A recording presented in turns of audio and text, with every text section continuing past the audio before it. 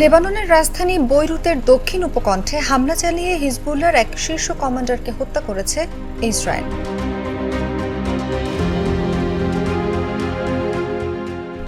দাহিয়ে শহরে লেবাননের সশস্ত্র গোষ্ঠীটির শক্তিশালী ঘাঁটিতে বিস্ফোরণে অন্তত একজন নিহত এবং বেশ কয়েকজন আহত হয়েছেন বলে খবর পাওয়া গেছে। ইসরায়েলি সামরিক বাহিনী বলছে তাদের গোয়েন্দাভিত্তিক নির্মূল অভিযানে যুদ্ধবিমান থেকে ফুয়াদ শোকরকে টার্গেট করা হয়।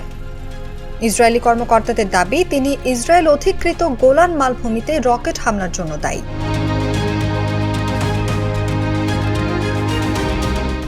গত শনিবার ইসরায়েলের দখলকৃত গোলান উপত্যকায় একটি রকেট হামলায় শিশুসহ 12 জন নিহত হন।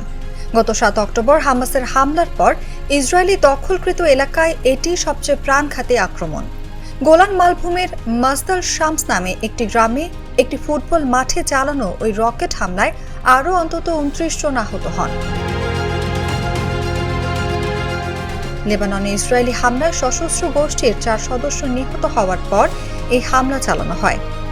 হিজবুল্লাহ ওই হামলায় জড়িত থাকার কথা অস্বীকার করেছে। এদিকে লেবাননে ইসরায়েলি হামলার তীব্র নিন্দা জানিয়েছেন প্রধানমন্ত্রী নাজিব মিকাতি। তিনি এই ঘটনাকে একটি অপরাধমূলক কাজ হিসেবে বর্ণনা করেছেন। বেসামরিক নাগরিকদের হত্যায় আক্রমণাত্মক এই অভিযানকে আন্তর্জাতিক আইনের সুস্পষ্ট লঙ্ঘন বলেও উল্লেখ করেন তিনি।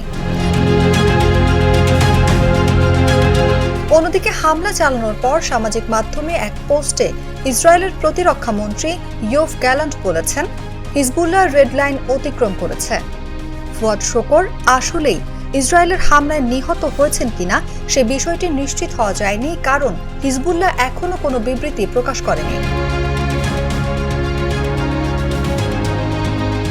একজন ইসরায়েলি কর্মকর্তা সিবিএস নিউজকে নিশ্চিত করেছেন যে ইসরায়েল বৈরুতে হামলার বিষয়টি যুক্তরাষ্ট্রকে জানিয়েছে। ফুয়াদ শোকরকে হিজবুল্লাহ নেতা হাসান নাসরুল্লাহর সিনিয়র উপদেষ্টা বলে মনে করা হয়।